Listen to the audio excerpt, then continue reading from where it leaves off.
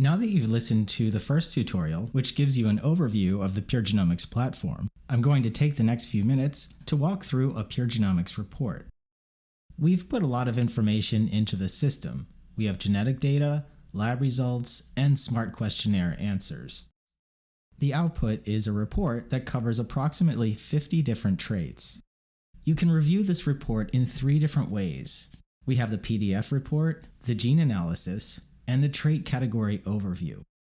We've created these 3 different options so that you can easily see the information in a way that makes the most sense to you. Keep in mind that all of the information is exactly the same regardless of which view you select. Now I'll walk you through a sample report to demonstrate how to prepare for a patient encounter.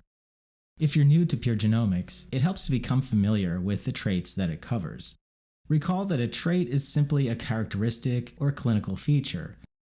When you log in, go to View Patients and click View the Report.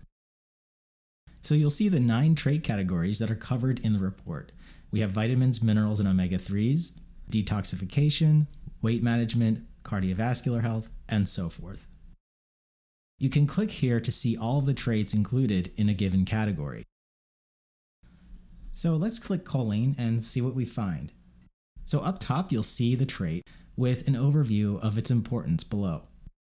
You can watch a trait tutorial, which covers basic information about the SNPs and about this trait specifically. All of the trait tutorials are available on the PureGenomics YouTube channel.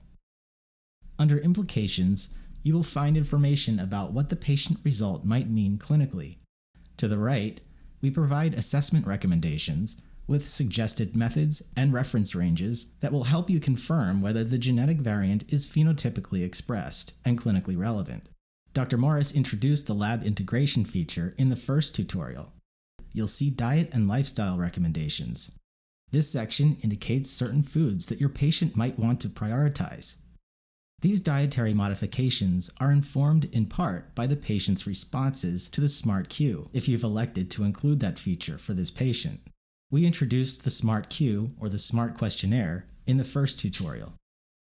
Below this, you'll find the affected single nucleotide polymorphisms, or SNPs. Recall that SNPs are simple DNA sequence variations that influence the trait indicated. Note that the RS number is provided. You can copy and paste this number into databases like PubMed, Litvar, and Google Scholar if you wish to examine published studies on this individual marker. A risk variant is a specific genetic variant where a diet or lifestyle modification may improve health. It's easy to see whether the patient has a risk variant. Simply look for the yellow exclamation point. All of the dietary recommendations and personalized guidance provided by PureGenomics are specific to the patient's unique genotypes, so all you have to do is read the report. Sometimes a genetic variant confers an advantage or a clinical benefit. In these cases, you will see an enhanced benefit symbol next to the result. The scientific rating is a relative indicator of the scientific evidence supporting the relationship between the genotype and the trait or phenotype. A higher rating means that the information you see under Implications is backed by larger studies. A low rating of 1 or 2 means that the information is based on smaller studies whose findings have yet to be replicated by larger investigations. The PDF report is just another way of looking at the same information. You have the trait overview, the implications, scientific rating, the relevant SNPs, assessment methods, and recommendations. We provide a variety of complementary resources so that you can learn about genetic polymorphisms, their clinical meaning, and the science behind them.